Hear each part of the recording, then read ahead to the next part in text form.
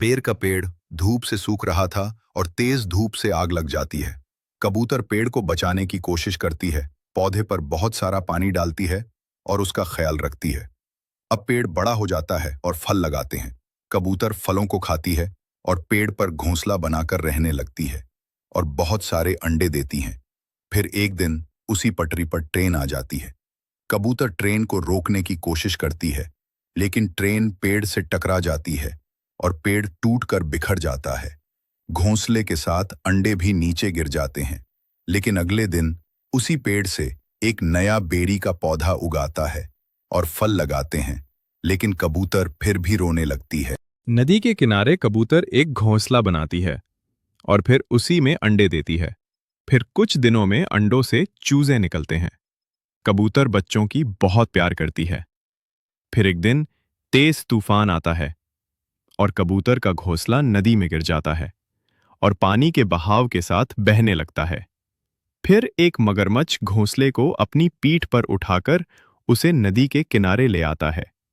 कबूतर अपने बच्चों को सुरक्षित देखकर खुश होती है, लेकिन फिर भी रोने लगती है। फिर लाइक सब्सक्राइब नहीं किया। रेत के विशाल समुद्र में एक प्यारा कबूतर रहता था। उसने कई अंडे दिए, जिनसे कुछ दिनों में चूजे बाहर निकले।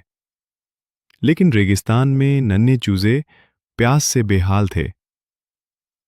एक दिन मां कबूतर पानी की तलाश में निकली। दूर कहीं थोड़ा सा पानी मिला। जैसे ही कबूतर पानी के पास आई, एक बड़ा बाज ने हमला कर दिया और एक ही वार में कबूतर की जिंदगी खत्म हुई। इधर चूजे अपने मां का इंतजार कर रहे थे। कुछ दिन बीत गए। चूजे रोते रहे, लेकिन कोई नहीं आया। फिर एक दिन एक किसान आता है और बेचारे नन्हे बच्चों को पानी पिलाता है।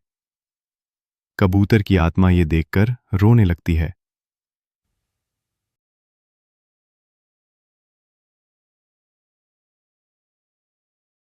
एक कबूतर और उसका बच्चा मिलकर ट्रेन की पटरी पर आम का पेड़ लगाते हैं और फिर उसे हर दिन खूब सारा पानी भी देते हैं। अब पेड़ में फल लगने लगते हैं, पेड़ बड़ा हो जाता है। फिर कबूतर और उसका बच्चा मिलकर आम के पेड़ पे एक घोंसला बनाते हैं और उसी में रहने लगते हैं।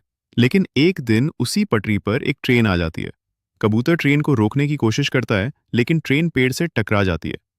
पेड़ टूट जाता है और कबूतर का घोंसला भी गिर जाता है। लेकिन अगले दिन एक नया पौधा उगाता है, लेकिन कबूतर फिर भी रोने लगती है। फिर से लाइक सब्सक्राइब नहीं किया।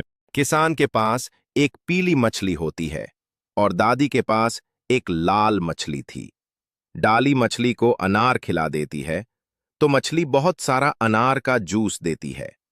किसान अपने मछली को आम खिलाता है, लेकिन मछली जूस नहीं देती है, तो किसान उसे जूस देने वाली दवा पिला देता है। ज्यादा दवा पीने से मछली मर जाती है और किसान रोने लगता है। फिर लाइक सब्सक्राइब नहीं।